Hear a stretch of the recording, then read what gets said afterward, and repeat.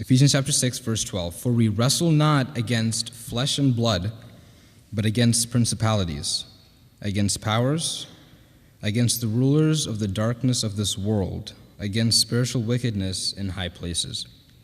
I listened to a sermon one time, and a pastor made a pretty powerful point. He read this verse, and he said that the greatest battle one will ever fight, not the greatest battle that was fought, but the greatest battle that one will fight, meaning each and every one of us will be a battle of ourselves. It's going to be a battle of the mind, where he or she will decide whom to serve Christ or not. And it seems to be that, so if we look at ourselves and the place that we see ourselves right now, and the place that we wish to be, if we can say like Daniel, I have purpose in my heart that I will not defile myself with whatever Satan has to offer. Or if we can say like Paul, with such assurance, I have ran a good race and I have fought a good fight. Or if we can even say like Christ, that I am truly about my Father's business. If we can get to the point where we are right now, to that end point, to be like one of those individuals, to be like Christ, that is the goal. But this in-between phase that we have, this transition, that's the battlefield. And so hopefully, as we will see through this lesson, that Christ truly will give us the victory. The toughest battle in this transition from where we are now to where we can be like Christ is overcoming self. That's for one thing, but more specifically, can we ourselves as individuals with Christ overcome sin? Well, Christ promises in Philippians 4:13 that we can do all things through Christ. In this book, I don't know if you guys have ever read it before. It's called Ransom and Reunion. It's by W.D. Frazee. When Messiah's Mansion was around the corner, after their exhibit, they gave everyone this copy of this book. And it's wonderful how it's written because he asks his readers many powerful questions. I want to just share a couple of the questions with you. I go through one of the chapters, and he asks his readers, will there ever be a time where we as individuals stop sinning? Can we fully keep the commandments of God? Right? Is this time going to happen on our way to heaven? So when Christ comes and we're traveling through the galaxies and we're about to enter heaven, is that the point in time where we will stop sinning, where we'll truly keep God's commandments? Or is this time to stop sinning, will it be as soon as Christ comes? So as soon as we see Jesus in the clouds of heaven, that's when there'll be a transformation of character and we will stop sinning right then and there. Or will this transformation happen once we enter heaven? Once we enter heaven's gates, is that the period of time that we wait for to stop sinning? One of the wonderful things that reveals the great controversy is the sanctuary message.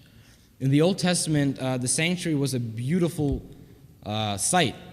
From the outside and from the inside, it was spectacular. All the vessels were coated with gold and plated with gold. The function that the sanctuary was actually supposed to serve was also a beautiful service. In Leviticus and Exodus, constantly we see Christ saying that the sacrifices were a sweet savor to him, right? It's the removing of sins. It's a beautiful thing. The sanctuary looked pleasing to the eyes. The service and the function that the sanctuary served was also a wonderful thing. It is to help remove sin. But there is something not very beautiful about the sanctuary, that in order for the sanctuary to work, a lamb was slain. Hebrews chapter 8 and chapter 9 shares with us that Christ was the lamb that died. That amidst all this beauty, there was some pain and there was some suffering. Hebrews chapter 9 tells us that Christ came to this earth, he was the lamb that was slain. And when Christ went up to heaven, he is now our high priest. But before I go further on that, when Christ came down to earth, it's wonderful because we all know that when Christ came and he suffered and he died, his pain did not start at the cross.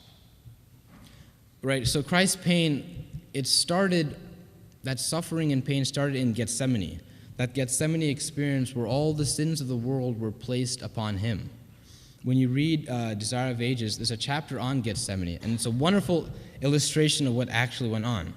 The anguish that Jesus went through, the number of times that he stumbled to the floor, the number of times, Christ wished his entire life he had been an intercessor for every single person. And for that one moment in the garden, he had wished for someone to intercede for him. With hope, he looked to his friends, his disciples, but they were asleep. Now, the origin of Christ's pain and suffering came from Gethsemane. And it's nice how W.D. Farizi in this book, he makes a really awesome point. He says that in order for us to truly understand how much sin hurts Christ, how much pain our sin causes Christ, that was the cross. The cross was there to help us as humans understand how much our sin hurts God. Because Jesus is now in the sanctuary in heaven, the sanctuary service will keep going on until we have purpose in our minds, like Daniel, that we will not defile ourselves with what Satan will throw against us. So the close of the sanctuary will happen when truly Christ is waiting for each individual, for one of us, each and every one of us, to keep his commandments fully. Our sin is what separates us from God, and so it's because of that we have the intercessor. Christ's pain on earth was because of our sin. If we continue to sin, it's fair to say that Christ, he hurts now. His hurt and his pain is not coming from the wounds or the blood or the thorns on his head. He's not covered with thorns right now, or he's not nailed to the cross right now. But Paul in Hebrews chapter 6, verse 6 says that if we sin willfully, we pierce him, we crucify him afresh. So that's what Paul was talking about, that our pain, our sin, causes Christ's pain. Now, a wonderful illustration, I just want to read a short segment of how transformation can start. It's in this. It's on page 56 of this book. I just want to a short thing. He says to his readers a short example. So he says, suppose I ask a mother with a crying baby, why don't you kill that child? So he asks his readers to imagine a mother with a crying baby, and he walks up to that mother saying, why don't you kill that child to end that crying baby, from irritating you? So the mother says, why? Don't you know that there is a law in this state against that? If I should kill the baby, the police would arrest me, and I might have to spend my whole life in prison. At times I wonder if I can control myself, but when I think of jail, I don't care. I don't dare kill my child. I'm afraid of jail. Okay, so that's what one mother says, right? So he asks his readers to imagine he walks up to another mother with a crying baby, and he asks this mother, so why don't you just kill that child to end, your misery? You're stressed out. You can't sleep at night. So another mother says, don't you know that there's a law in heaven in the temple that says, thou shalt not kill? If I were to kill that child, I would burn in the lake of fire, and I don't want that. Sometimes I have to pray hard to control myself, but when I think of those burning flames, it stops me. You can imagine that baby is not really safe. You hear these responses from the mothers, and you can't trust that baby with either one of those mothers. Now, the state law protects that child. The law in heaven also protects that child. But there's something different that will keep that child from hurting her, keep the mother from hurting her child. And he writes, but where is the law written that protects that child? It's in the mother's heart. Romans chapter 13, verse 10 says, if we can look at that, Romans chapter 13.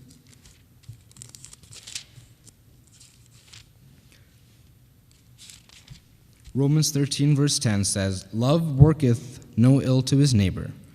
Therefore, love is the fulfilling of the law. That if we love Christ enough, it becomes easy to keep his commandments.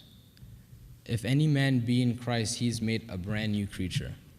Christ is able to transform us the way we are now into something that he would like us to be, that end result. Now, in just closing, I want to look at a couple more verses from the Bible. Hebrews chapter 4.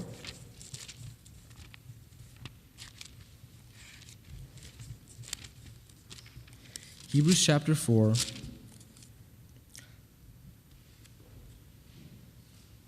Chapter 4, verse 14. Verse 15 and 16. It reads, for we have not an high priest which cannot be touched with the feeling of our infirmities, but was in all points tempted like as we are, yet without sin. Verse 16 says, "Let us therefore come boldly unto the throne of grace, that we may be able to obtain mercy and find grace to help in times of need." Christ came before us and set for us an example, and not only an example, but a way that we can actually seek help. One more verse we can look at to close. It's my favorite verse from the Bible, John chapter 16, verse 33. So John chapter 16, verse 33 reads, "These things I have spoken unto you, that in me ye might have peace. In the world ye shall have tribulation, but be of good cheer, for I have overcome the world." Christ, through his death, is a wonderful illustration, because if we can imagine when we go to heaven, did Christ come to die so that he can continue to forgive us for eternity? Right? So did Christ die so that we can constantly go to him forever, for eternity, to ask for forgiveness? Or was there something different? Was Christ's death, it was victorious, right? To help us gain victory over sin. So, one of these, this verse just says that I have overcome the world. Be of good cheer, for I have overcome the world. Because Christ has overcome, we also have this hope, and we have the strength that we can do the same and gain the victory.